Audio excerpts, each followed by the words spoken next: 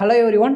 இன்றைக்கி நம்ம மெட்ரோலஜி சப்ஜெக்டில் இருந்து ஒரு 4 டாபிக் பார்க்க போகிறோம். என்ன டாபிக்னா கம்பேரட்டர் அண்ட் கம்பேரட்டரோட டைப்ஸு, அது types of fit, allowance and டாலரன்ஸ்னால் என்னென்னு நம்ம இன்றைக்கி பார்க்க போகிறோம். ஓகே, நெக்ஸ்ட்டு வந்து fit and types of fit வந்து பார்க்க போகிறோம். இப்போ ஃபிட்டுனா என்னன்னா degree of tightness or looseness தான் வந்து ஃபிட்டு.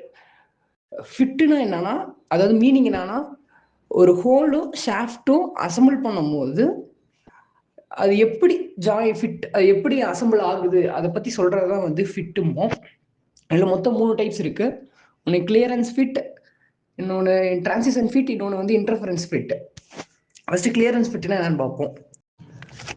இப்போ கிளியரன்ஸ் ஃபிட்னா என்னென்னு பார்ப்போம். கிளியரன்ஸ் ஃபிட்னா சாஃப்ட் சைஸை விட ஹோல் சைஸ் வந்து பெருசாக இருக்கும். அதாவது சாஃப்ட் வந்து ஹோல்குள்ளே ஈஸியாக என்டர் ஆகும். அதாவது 2 பார்ட்டுக்கும் கொஞ்சம் கேப் இருக்கும். அந்த கேப் தான் வந்து நம்ம கிளியரன்ஸ்னு சொல்லுவோம். இப்போ மேலே இருக்க டயக்ராமில் வந்து அந்த ஹோலுக்கும் ஷாஃப்ட்டுக்கும் உள்ள இருக்க அந்த கேப் தான் வந்து நம்ம வந்து கிளியரன்ஸ்னு சொல்லுவோம். இப்போ இன்டர்ஃபரன்ஸ் ஃபிட்னா என்னன்னு பார்ப்போம். இப்போ இன்டர்ஃபரன்ஸ் ஃபிட்னா ஹோல் சைஸை விட சாஃப்ட் சைஸ் கொஞ்சம் பெருசாக இருக்கும். இப்போ எப்படின்னா சாஃப்ட் வந்து டைரெக்டாக வந்து என்டர் ஆகாது. நம்ம வந்து ஒரு ஃபோர்ஸ் கொடுக்கணும்.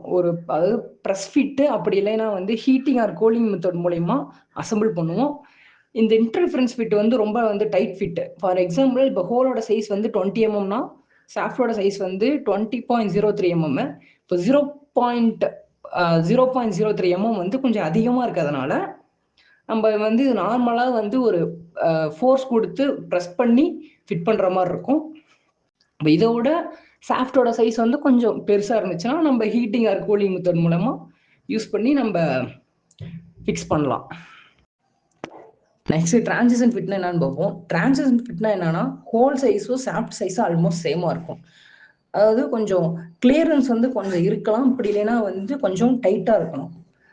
அதாவது சாஃப்டோட டாலரன்ஸ் ஜோன் வந்து ஹோலோட ஓவர்லேப் ஆகணும். அதுதான் வந்து டிரான்சிஷன் ஃபிட்டு. இது எங்கே யூஸ் பண்ணுவாங்க, அக்யூரேட்டாக அலைன்மெண்ட் எங்கெங்கெல்லாம் தேவையோ அந்தந்த பிளேஸில் வந்து யூஸ் பண்ணுவாங்க. நெக்ஸ்ட் அலோவன்ஸ்னா என்னன்னு பார்ப்போம். அலோவன்ஸ்னா மேட்டிங் பார்ட்டுக்கு டிசைனர் இன்டென்ஷனலாக கொடுக்குற ஒரு சைஸ் டிஃப்ரென்ஸ் தான் வந்து அலோவன்ஸு. இந்த டிஃப்ரென்ஸ் யூஸ் பண்ணி நமக்கு தேவையான ஃபிட்டு, அதாவது கிளியரன்ஸ் ஃபிட்டு, டிரான்சிஷன் ஃபிட்டு, அப்படி இல்லைன்னா இன்டர்ஃபரன்ஸ் ஃபிட்டை வந்து அச்சீவ் பண்ணலாம். இது வந்து ஃபிட்டு ப்ராப்பராக கிடைக்க வந்து யூஸ் ஆகுது இந்த அலோவன்ஸுங்கிறது. இந்த டயக்ராமில் அலோவன்ஸ் கால்குலேஷனை வந்து எக்ஸ்பிளைன் பண்ணியிருக்காங்க. அதாவது அலோவன்ஸ்னால் என்னென்னு முன்னே சொல்லியிருப்பேன். அலோவன்ஸ்னால் ஹோலும் ஷாஃப்ட்டும் அசம்பிள் ஆகும்போது இருக்க வேண்டிய இன்டென்ஷனல் டிஃப்ரென்ஸ் பிட்வீன் சைஸ் தான் வந்து அலோவன்ஸு. ஃபார் எக்ஸாம்பிள், ஃபஸ்ட்டு நம்ம பேசிக் சைஸ் ஆஃப் 20 mm எடுத்துக்கலாம். இப்போ ஹோலோட சைடு வந்து இப்போ அதோட மினிமம் சைஸ் எவ்வளோனா 20.02 mm. இதுதான் வந்து ஹோலோட லோவஸ்ட் லிமிட்டு. சாஃப்டோட மேக்ஸிமம் சைஸ் எவ்வளோனா 20 mm. இது வந்து சாஃப்டோட ஹையஸ்ட் லிமிட். அலோவன்ஸ் ஃபார்முலா என்னது? Allowance is equal to minimum size of hole minus maximum size of shaft. இப்போ ரெண்டுத்தையும் மைனஸ் பண்ணும்போது ஒரு பாசிட்டிவ் ஒரு நம்பர் கிடச்சிருக்கும், 0.02 mm சொல்லிட்டு. இது வந்து பாசிட்டிவ் கிளியரன்ஸ்னு சொல்லுவோம், அதாவது பாசிட்டிவ் அலோவன்ஸு. இப்போ அந்த 0.02 mmங்கிற ஒரு கிளியரன்ஸ் தான் அந்த சாஃப்ட்டுக்கு ஹோலுக்குள்ளே இருக்க கிளியரன்ஸ் தான் நம்ம அலோவன்ஸ் சொல்லுவோம். நெக்ஸ்ட் டாலரன்ஸ்னால் என்னென்னு பார்ப்போம். டாலரன்ஸ்னால் ஒரு டைமென்ஷனுக்கு அலோவ் பண்ணுற மேக்ஸிமம் அண்ட் மினிமம் வேரியேஷன். சிம்பிளாக சொன்னால் மேனுஃபேக்சரிங்கில் எக்ஸாக்ட் சைஸை அச்சீவ் பண்ண முடியாது, அது ரொம்ப கஷ்டம். அதனால் டிசைனில் கொஞ்சம் plus or minus variation allow பண்ணுவாங்க. அந்த அலோவபிள் வேரியேஷன் தான் டாலரன்ஸ். எக்ஸாம்பிளுக்கு இப்போது 50 mm ஒரு சாஃப்ட் எடுத்துக்கிட்டோம்னா அதை கரெக்டாக நம்மளால் வந்து மேனுஃபேக்சரிங் பண்ண முடியாது 50 mmக்கு. அதனால் அதில் ப்ளஸ் ஆர் மைனஸ் கொஞ்சம் வேரியேஷன் வைக்கிறோம்.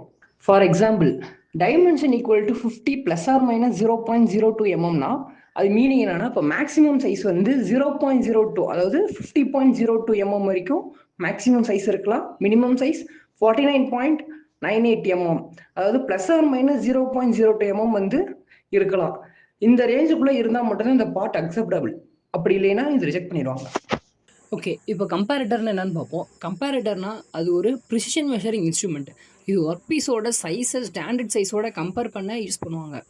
இப்போ கம்பேரட்டர் வந்து எக்ஸாக்டாக வந்து ஒரு டைமென்ஷன் வந்து மெஷர் பண்ணாது.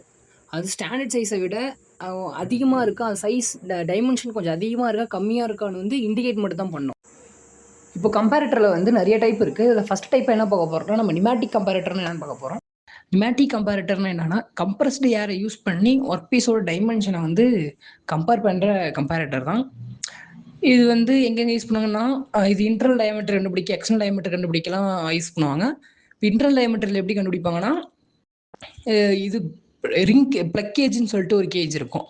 அதுல வந்து அந்த கம்ப்ரஸ்டு ஏரோட டியூபை வந்து அதை கனெக்ட் பண்ணிட்டு அதை எடுத்து இப்போ ஃபார் எக்ஸாம்பிள் இப்போ ஒரு ஹோலோட இன்டர்னல் டயாமீட்டர் கண்டுபிடிக்கணும்னா இப்போ அந்த பிளக்கேஜ் எடுத்து அந்த சென்டரில் அந்த ஹோலில் வந்து இன்சர்ட் பண்ணால் எவ்வளோட அந்த ஏர் மூலயமா அந்த இடத்துல ஒரு இண்டிகேட்டர் மாதிரி இருக்கும். அந்த இண்டிகேட்டரில் அந்த நீடியில் வந்து டிவியேட் ஆகும், ப்ளஸ் ஆர் மைனஸ் டிவியேட் ஆகும். அதை வச்சு நம்ம ஈஸியாக கண்டுபிடிச்சிடலாம்.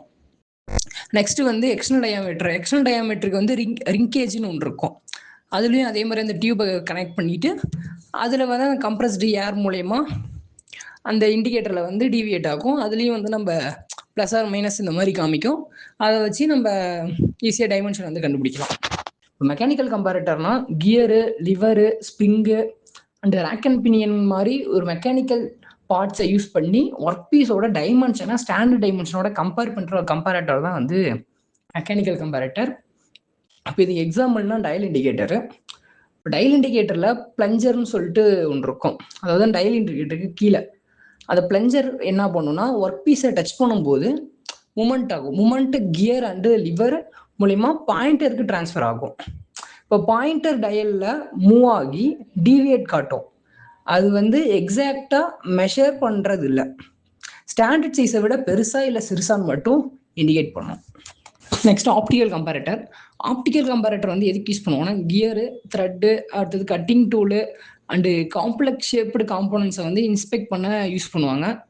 லைட்ஸ் அண்ட் லென்ஸ் யூஸ் பண்ணி ஒர்க் பீஸோட ப்ரொஃபைலை ஸ்க்ரீனில் என்லார்ஜ் பண்ணி காட்டும்.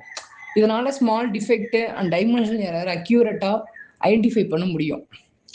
இது வந்து கான்டாக்ட் இல்லாமல் வந்து இன்ஸ்பெக்ட் பண்ணுறதுனால இது ப்ரிசிஷன் இண்டஸ்ட்ரியில் வந்து நிறையா ரொம்ப முக்கியமாக யூஸ் ஆகுது. Next electronic comparator. எலக்ட்ரானிக் கம்பேரட்டர்னா எலக்ட்ரிக்கல் சென்சாரை யூஸ் பண்ணி டைமென்ஷன் சேஞ்சஸை டிடெக்ட் பண்ணி டிஜிட்டலாக டிஸ்பிளேல ரிசல்ட் காட்டுற ஒரு கம்பேரட்டர் தான். நெக்ஸ்ட் மெக்கானிக்கல் ஆப்டிக்கல் கம்பேரட்டர் வந்து பார்ப்போம்.